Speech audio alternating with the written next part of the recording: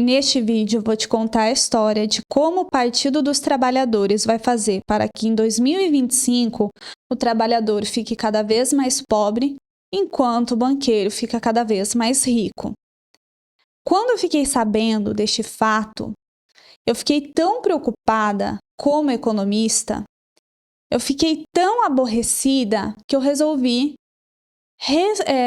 ressuscitar este canal para comentar aqui com vocês e também dar continuidade aos comentários sobre economia, porque é tanta absurdidade que está acontecendo e essa, sem sombra de dúvidas, é uma das piores que eu já vi e que vai ter um impacto muito negativo na vida da maioria da população, no geral. Porque uma medida econômica ruim, pessoal, não afeta somente uma classe, um segmento. Uma medida econômica ruim, embora ela seja ruim para apenas um grupo, como o mercado é interconectado, como a economia é um fenômeno social e a sociedade é toda interligada, um evento ruim para um setor acaba impactando todos os demais. Mas vamos voltar aqui para a nossa história. Vocês lembram que ano passado o PT ficou alardeando seus números, o crescimento do PIB, e como seus números estavam bons, como a inflação estava sendo controlada, etc e tal? Primeira coisa, né? Como se o PIB fosse grandes coisas. O PIB não reflete precisamente a renda dos trabalhadores. Porque o PIB computa o gasto. Então, se o governo gastar pra caramba, obviamente, o PIB vai subir. E não necessariamente isso influencia na renda das pessoas. Por isso que, de vez em quando, a gente tem essa percepção, o PIB cresceu, mas eu não sinto isso na minha renda. Ou, o PIB cresceu, mas eu sinto que eu tenho menos dinheiro. E todo mundo que eu convivo também sente isso. Será que essa renda está sendo somente para uma parte da população? Também. Mas, principalmente isso, que o PIB não necessariamente reflete a renda, mas isso é tema para um outro vídeo. Voltemos. Ano passado estava alardeando o aumento do PIB. Então, se tinha a perspectiva de que em 2025 o clima econômico fosse bom também. Mas aí aconteceu um fato, uma notícia foi divulgada com as projeções para 2025 e essas projeções não são as melhores. Aqui, deixa eu voltar. Dei spoiler, já vamos chegar lá, calma. Aqui, economia brasileira cresce 3,4% em 2024, mas dá sinais de desaceleração no quarto trimestre. Então, aqui a economia estava indo ok, né? Eles estavam achando que estava indo ok. E, obviamente, que surgiu essa notícia, esse fato econômico que a desaceleração iria acontecer. E essa desaceleração não é muito boa para o PT, não. Por quê? Ano que vem tem eleição. E não é muito bom, no ano prévio à eleição, você ter uma desacelerada da economia, uma desaquecida. Então, eu já estava esperando com essa notícia de desaceleração, queria vir alguma medida bem populista do governo, queria vir uma medida assim para injetar dinheiro, para emprestar dinheiro a rodo, para fazer a lambança, uma medida bem populista. Eu já estava esperando isso, só que eu não sabia que seria tão ruim dessa maneira. Qual é essa notícia? Como eu já dei o spoiler, né? O governo federal criou o crédito do trabalhador, linha de empréstimos com juros mais baixos. Então, o presidente Lula assinou nesta quarta-feira, 12/3, uma medida provisória que cria linha do consignado do trabalhador. O que é consignado? Consignado é aquele tipo de crédito que é descontado direto em folha. Então, por ser descontado direto em folha, apresenta menos riscos para o banco e, portanto, os juros dele tende a ser menor. E aí, a ideia genial, assim, do senhor Haddad, né, o gênio da economia, o absoluto gênio, deveria ganhar o prêmio Ig Nobel de economia. Ele pensou assim, se tem a desaceleração da economia, Se está tendo uma desaceleração, o que eu posso fazer? Eu posso colocar crédito no mercado, que é a única coisa que um keynesiano sabe fazer, né? Não sabe absolutamente nada. É a única carta na manga ficar tirando crédito, dinheiro, enfiando dinheiro no mercado, porque ele não entende nada de economia. Né? Acha que isso resolve todos os problemas. Aí é óbvio que viria dinheiro, como eu falei para vocês. Só que esse dinheiro veio de uma forma muito peculiar, como consignado para os trabalhadores. Então, na cabecinha do senhor Haddad, se ele emprestar dinheiro para as pessoas vão ter mais dinheiro. Sendo que você intuitivamente sabe que se alguém empresta dinheiro para você, você fica com menos dinheiro. Você pode ter um dinheiro ali inicial, né? Você pega, vou pegar R$1.000 emprestado, R$2.000, R$5.000 emprestado. Você tem um dinheiro ali a mais naquele momento, só que aí você vai passar muito tempo com menos dinheiro. Você vai gastar o dinheiro que você emprestou e você vai passar muito tempo com menos dinheiro. Então, assim, na cabecinha deturpada do senhor Haddad, ele endividar as pessoas, vai fazer com que elas tenham mais dinheiro, vai fazer com que a economia rode. Mas ele vai dizer que não é isso não, né? Ele diz que não é isso. Ele diz o seguinte, que esse programa talvez seja o mais revolucionário no médio prazo. São 47 milhões de pessoas que hoje estão pagando mais de 5% ao mês de juro no crédito pessoal. Bom, esse dado de 47 milhões de pessoas que estão no crédito pessoal, esse dado ele não é aberto. Então, quando o Haddad fala um número assim que não é aberto, você tem que agir, como você não pode checar, você tem que agir com base na confiança. E eu não sei vocês, mas eu não confio no PT. Eu não confio em nada que sai da boca de nenhum petista. Então, assim, se esse dado é verdadeiro, eu não sei, mas independentemente de qualquer coisa, qual que é a ideia aqui, né, na cabeça do senhor Haddad?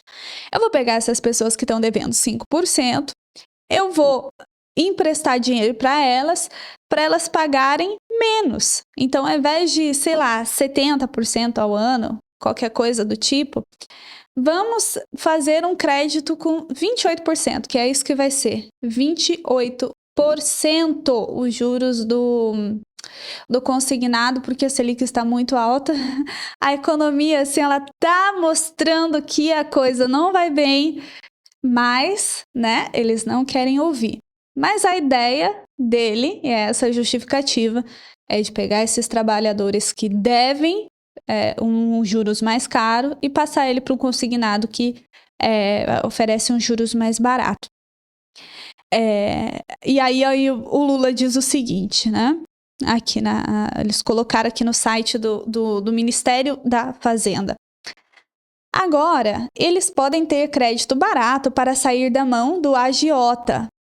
Que agiota? Que agiota? Sendo que que agiota? Já começa por aí. Que agiota? Né?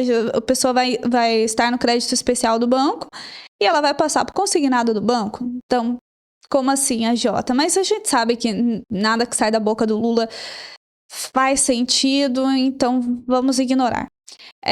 Não precisa mais pagar 10% de juros por mês. Você pode escolher entre bancos privados, bancos públicos. Aquele que cobrar menos, vai lá e faça. Será uma revolução nesse país. Então, o que eles estão querendo?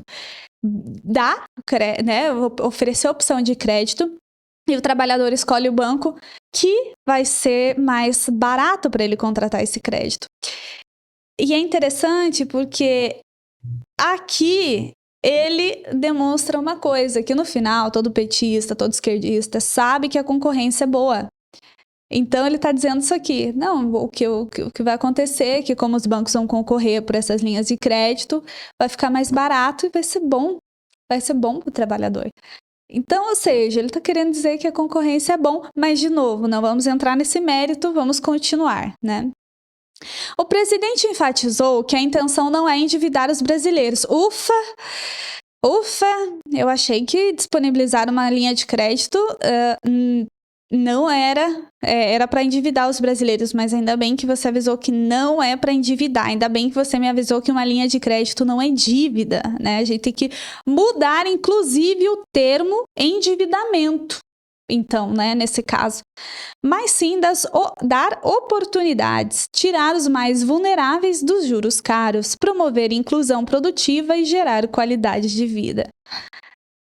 Aí ele diz, abre aspas, é fazer o empréstimo para comprar alguma coisa que melhore a nossa capacidade de viver melhor. Melhora a nossa capacidade de viver melhor. De melhorar a nossa casa, a educação do filho, a qualidade de roupa que o filho veste. É para isso que a gente pega o empréstimo. Para tentar resolver um problema de doença, garantir que a pessoa tenha tratamento adequado. Achei que tivesse SUS, mas tudo bem.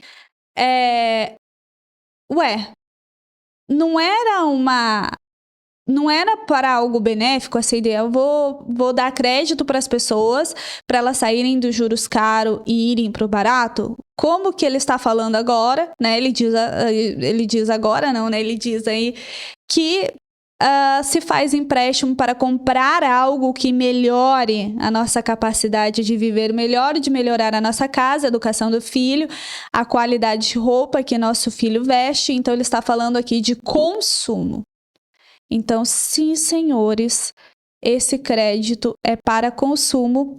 Isso aí foi um lapsus linguae do presidente e ele disse claramente que esse crédito é para consumo e eles dão essa desculpa que, coitadinho do trabalhador, ele está pagando muito crédito como uma desculpa para não ficar tão feio, né? Mas, na verdade, eles querem dar um boom no consumo. Esse boom no consumo é meio estúpido, porque se a pessoa pegar o dinheiro, por exemplo, pegou 5 mil, ela vai gastar esses 5 mil, mas depois ela vai ter 10 mil reais a menos de renda pelos próximos não sei quantos meses. Então, é uma coisa momentânea, não resolve o problema. O que resolveria o problema da população é reduzir impostos, é proteger o poder de compra, parar de injetar dinheiro na economia. É isso que resolveria o problema das pessoas. Trazer a liberdade comercial, que as pessoas pudessem empreender, enriquecer. É isso que mudaria a vida das pessoas. E não um consumo. Mas ele não tá nem aí, ele não quer mudar individualmente a vida de ninguém. Ele não quer. Ele quer fazer aquele número do PIB e bonito, ter um número lá lindo e falar assim, olha como nós estamos bem, vote em nós. Nós estamos indo muito bem, nós nos saímos muito bem, é isso que ele quer, é isso que todo esquerdista pensa, ele pensa em macro. O esquerdista é coletivista, ele pensa no coletivo, ele pensa em macro, ele pensa em tudo que envolve o geral, digamos assim, né, o estrutural, mas ele não pensa no indivíduo. Então, se nesse ínterim, se nesse intervalo de ação, o trabalhador vai ficar com menos dinheiro por mês, isso não pouco interessa. O que importa é dar aquele gás no PIB para dar uma movimentada e para falar, não, olha, eu sei fazer, a economia está indo bem. Isso é, assim, de uma baixeza, de uma falta de empatia, e principalmente porque esse dinheiro, essa parcela, ela é descontada direto do salário do trabalhador. Então, não tem como nem o trabalhador ficar devendo. Ele não vai ter essa opção. O banco já vai lá e descontar direto em folha. Mas vamos seguir aqui, ó. Segundo dados da Federação Brasileira de Bancos, a FEBRABAN, a estimativa é que até 4 anos, cerca de 19 milhões de seletistas optem pela consignação de salários, o que pode representar mais de 120 bilhões em empréstimos contratados. É isso que eles querem. Esses 120 bilhões sendo injetados na economia de uma vez para que o PIB, né, para que a economia dê essa ressuscitada. Aí vamos descer mais aqui nesse artigo que diz o seguinte: como será feito, né? Como vai ser realizado esse desconto de parcela? Vai ser descontado direto do trabalhador, né? Da folha mensal por meio do e-social. E essa margem de consignado é até 30%. Eu já trabalhei em banco, eu já fui estagiária de um grande banco. Em 2017, E tinha muitos idosos, infelizmente, que muito pela ignorância ou muitas vezes por pressão da família, na maioria das vezes por ignorância, porque eu trabalhava numa cidade do interior do Paraná, muito por ignorância, acabavam contratando esse crédito consignado e ocupando limite inteiro. Então, lá em 2017, tinha idosos que recebiam, assim, um mínimo do mínimo, recebia 65% do salário porque contratou esse crédito consignado, não sabia ao certo o que era, né, e induzido pelo gerente do banco, que tem que cumprir metas. Né, quando eu era estagiária, eu tinha essa meta, até por isso que eu não fui contratada. Eu acho que foi a primeira vez na minha vida que eu tive um dilema ético na minha profissão, que foi, eu devo induzir esses idosos a comprometerem 35% da renda e depois ficar somente com 65% só para bater uma meta minha? E a maioria dos idosos não sabia nem o que era consignado, nem o que era juros, não sabia nada. Essas pessoas numa economia normal, numa economia natural, elas não teriam eles não teriam nenhum banco, se tivesse que comprometer o seu próprio capital, se não tivesse banco central para segurar, nenhum banco emprestaria para essas pessoas. Essa que é a verdade. Mas o governo faz isso, os bancos fazem isso porque tem todo um esquema. Bom, eu não vou falar agora do esquema bancário, que também não é o tema desse vídeo, mas vamos lá, 35% do salário a pessoa vai poder comprometer.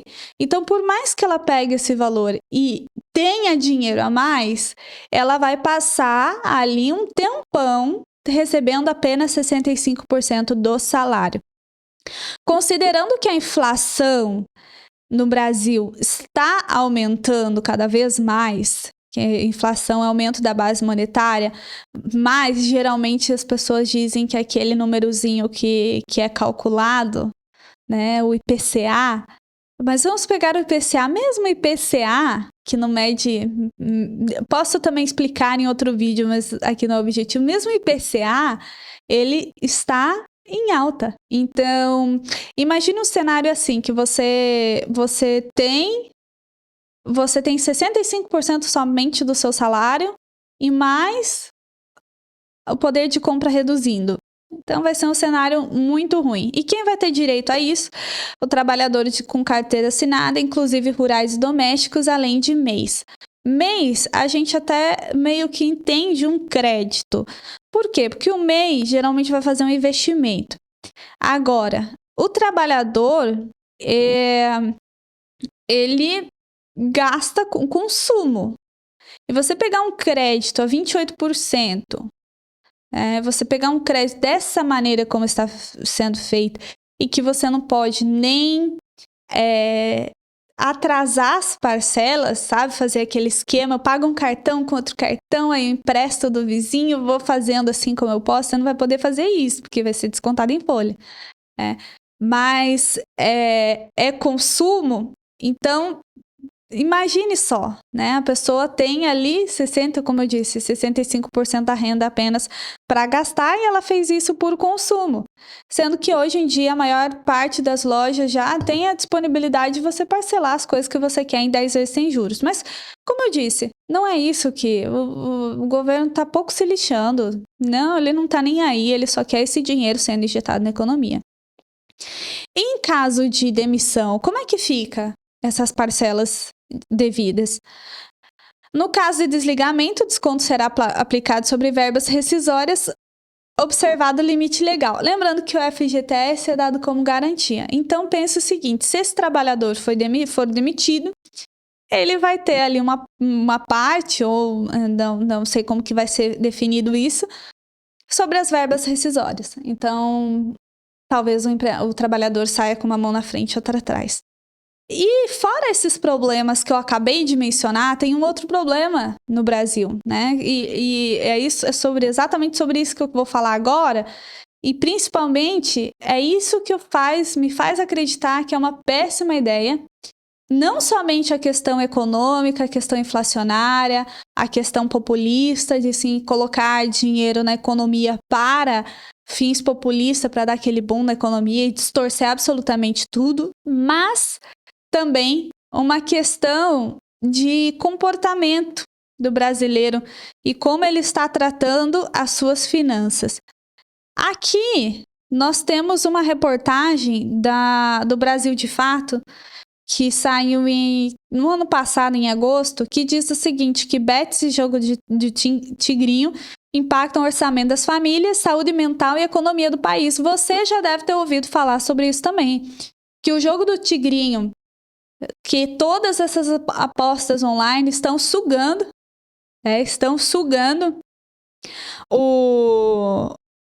o dinheiro das pessoas e que está virando uma coisa descontrolada. Eu não vou entrar aqui no mérito de regulação, não acho que isso resolve, mas enfim, fato é que o Brasil está assim. O brasileiro está gastando com jogos, o brasileiro está apostando. Aí aqui descendo um pouquinho, eu queria comentar com vocês uma coisa muito, muito séria, que é o seguinte: na economia do país e das famílias, a consequência das chamadas bets dos jogos conhecidos como tigrinho estão aparecendo e causando preocupação. Elas vão do aumento de endividamento e diminuição dos recursos para itens básicos ao adoecimento mental e até suicídio. Então as pessoas estão deixando de ter o que comer para jogar. O governo precisa cuidar dessas pessoas? É um outro assunto que nós poderíamos gravar um vídeo, mas o fato agora é, não vai conseguir, com esse crédito, ter esse consumo que se espera. Inclusive aqui, nessa mesma reportagem, diz assim: recentemente o diretor de política monetária do Banco Central, Gabriel Galípolo, apontou que alguns estudos mostram que o aumento de renda no Brasil não elevou o consumo e nem as economias das famílias como poderia. A explicação pode estar no consumo de jogos e das apostas online. Ou seja, o consumo poderia ter sido muito maior e não foi por quê? Porque esses jogos estão drenando dinheiro. Então, será que esse endividamento da população, que vai acontecer mais ainda que o brasileiro já é endividado, será que esse endividamento ele vai realmente ele vai se transformar em consumo? Será que ele vai dar esse resultado de consumo e dar esse boom no PIB que se espera ou não? Ou não? Ou esse dinheiro vai ser drenado? Então já começa por aí, né? Para onde que está indo o dinheiro das pessoas? Aí aqui outra reportagem da FEComércio SP, que diz que bets causam impacto na quitação de contas e no consumo de varejo. As pessoas estão deixando de pagar contas para jogar. Um levantamento ainda mais preocupante pelo fato de 20% dos apostadores admitirem que o dinheiro utilizado para financiar essas apostas na internet seria destinado a pagar contas caso não apostasse. Já para 12%, os recursos serviriam para comprar alimentos. Então as pessoas estão deixando de pagar a conta para colocar o dinheiro em aposta. Elas vão pegar esse crédito e vão colocar em aposta. É um crédito totalmente artificial, que vai ser utilizado para fins que não são investimentos e muitas vezes nem o consumo. Então, essa medida que o genial Haddad, tomou, ele não serve nem para o propósito que ele mesmo quer. Aquele papo dele que estudou somente 3 meses de economia é uma verdade. Ele não entende nada, não sabe o que está fazendo, porque nem para o objetivo que ele acha que teria resultado, que é o aumento do consumo, vai ter tanto assim, tá? E aí, leva o segundo ponto que eu queria comentar com vocês, além desse dinheiro ser drenado para os jogos de aposta, é a seguinte: com a renda ainda muito baixa, a inadimplência deve subir em janeiro. É uma matéria do UOL que saiu dia 3 de fevereiro de 2025. Então, com a renda ainda muito baixa, a inadimplência deve subir. As pessoas estão ficando inadimplentes, cada vez mais inadimplentes, porque a renda não está dando para o mês. A renda não está dando por quê? Porque o poder de compra está indo por ralo, porque as pessoas não têm a liberdade de comercializar tanto quanto elas gostariam, porque tem muitos impostos. Então, é uma série de fatores que faz com que a renda fique menor e, portanto, as pessoas não conseguem pagar a sua dívida. Se as pessoas estão inadimplentes, será que um consignado vai resolver o problema dela? Será que mais uma dívida? Ah, mas vai tirar dos juros altos e vai passar para os juros baixos. Ok, mas a pessoa não vai poder nem ter a condição de postergar, de ficar inadimplente. Ela simplesmente vai ficar sem renda e ponto. Então, ela não vai ficar inadimplente, porque o consignado desconta direto da renda. Para quem é bom isso? Para os bancos. Os bancos. Porque para o banco é maravilhoso, porque ele vai diminuir muito a inadimplência. Para as pessoas vai ficar como? Ela não vai conseguir postergar. Não que eu acho que a inadimplência seja algo bom, mas é um fenômeno que está acontecendo que deve ser encarado de frente. Mas quem são essas pessoas, né, que estão endividadas? Aqui descendo essa reportagem mostra como o endividamento está dividido entre a população. As famílias mais pobres passam situação alarmante no Brasil. O artigo de José Félix e Gita Green de Bert, pesquisadora da Unicamp, compilou dados e pesquisas e investigou o perfil dos endividados. O estudo aponta que as camadas mais baixas em renda estão em uma situação crônica de endividamento. E mesmo um programa de negociação como o Desenrola, encerrado em maio do ano passado, não consegue alcançar esse público. Então, as pessoas estão mais endividadas, principalmente a de baixa renda. Então, as pessoas de baixa renda, que é justamente aquelas que o crédito quer alcançar. Entre os idosos, a porcentagem de endividados é maior, pouco mais de um terço. 35,1% dos brasileiros com idade entre 41 e 60 anos têm problemas com dívidas. Considerando toda a população idosa, de 60 anos ou mais, aproximadamente 40 estão inadimplentes. É aquele caso que eu falei para vocês que o cliente favorito dos bancos é o senhor idoso, principalmente se ele for analfabeto, principalmente se ele tiver um parente ganancioso.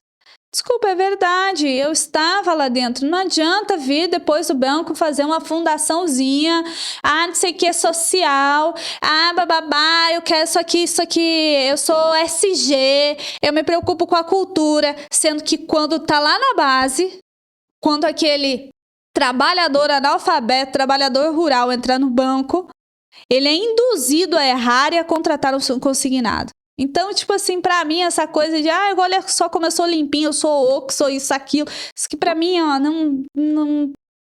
não cola. Não cola. Olha como eu me preocupo com o social. Se preocupa mesmo? Se preocupa mesmo? Se preocupa tanto que você informa, né? Que você educa seu cliente antes dele contratar. Então, assim, eu que já trabalhei, eu sei que isso daí é pura hipocrisia. E quem ganha, obviamente, sempre com essas coisas são os bancos. Né? Os idosos, coitados, vão se lascar ainda mais. Sempre se lascam. Enfim, no meio de toda essa história, tem ainda mais um fator aqui que eu abri para vocês, que é uma reportagem do Brasil de Fato, que em janeiro de 2025, essa reportagem é do dia 29 de janeiro de 2005, o Banco Central aumentou a taxa de juros para 13,25% na primeira reunião comandada pelo Galípolo. Então, a taxa de juros aumentou em janeiro, na primeira reunião comandada pelo senhor Galípolo, que é outro do time do Haddad. Né? Mas, pelo menos, o Galípolo está indo um pouco melhor, porque ele... Bom, enfim, posso fazer um vídeo só sobre isso também. Tá indo um pouquinho melhor, apesar que, de um lado, né, ele aumenta a taxa de juros e, de outro lado, né, para tentar conter a inflação. E, por outro lado, o governo gasta a rodo, injeta dinheiro, concede crédito, então fica uma política meio esquizofrênica, né? É uma política esquizofrênica, porque de um lado você tem que elevar a taxa de juros para alcançar a meta de inflação e, por outro lado, você tem o governo aumentando a inflação. Então, quem ganha com isso? Vou deixar vocês adivinharem quem ganha com isso, tá?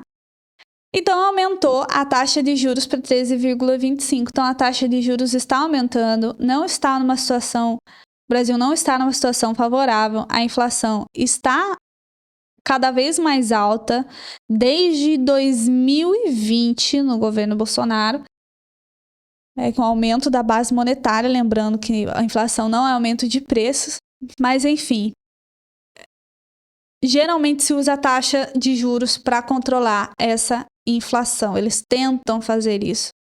E fato é que aumentou a taxa de juros e a perspectiva aqui, segundo o site da B3, nessa matéria que foi publicada dia 13 de março de 2025, a perspectiva é que o Copom se reúne na próxima semana para decidir sobre a nova taxa básica de juros da economia, que deve ter o novo aumento, uma dose de 1 ponto percentual, chegou a 14,25% ao ano. Então, o juros só está aumentando, a perspectiva é que chegue a 15% esse ano. Para tentar conter a inflação, porém, o governo vai lá e gasta mais, coloca dinheiro na economia, faz a lambança, aumenta a inflação e ainda endivida as pessoas, induz as pessoas ao endividamento para manter os números, manter a aparência. Isso é ótimo, né? E como eu disse, quem é que lucra com tudo isso? Quem é que lucra com essa parafernália toda? Quem é que lucra com os juros do país? Obviamente, os bancos.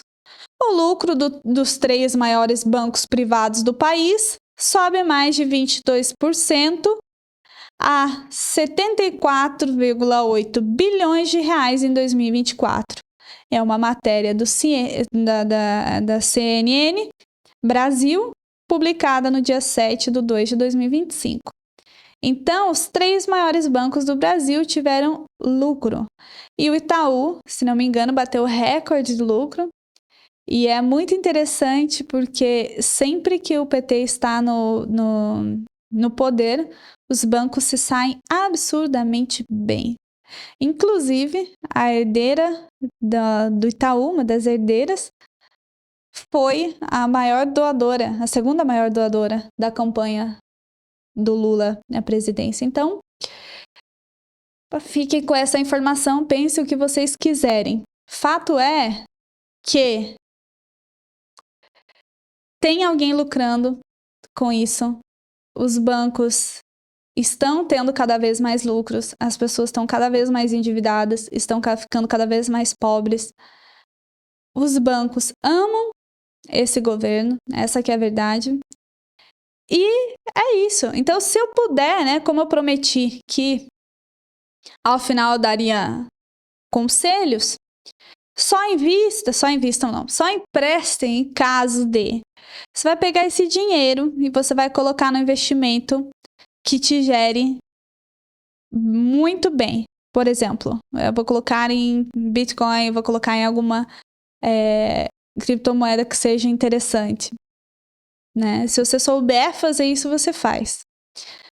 Mas, no geral, tome muito cuidado com esse crédito, porque se acontecer alguma oscilação na economia, que vai acontecer, sempre acontece, oscilação e economia são quase sinônimos. Se acontecer alguma oscilação, vai acontecer, como eu disse, se a inflação disparar de um modo que a gente nunca viu antes, na verdade a gente já viu antes, na década de 80, 90, inclusive posso gravar um vídeo sobre isso aqui no canal, a sua renda será muito comprometida, então tome muito cuidado com isso. E eu encerro recapitulando. Apesar do governo PT dizer que é a favor dos trabalhadores, que na verdade está livrando os trabalhadores dos juros altos, na verdade isso tem outro objetivo, como a gente viu, que é induzir o consumo e também enriquecer os seus amigos. Então é isso por hoje, pessoal. Até o próximo. Fiquem com Deus.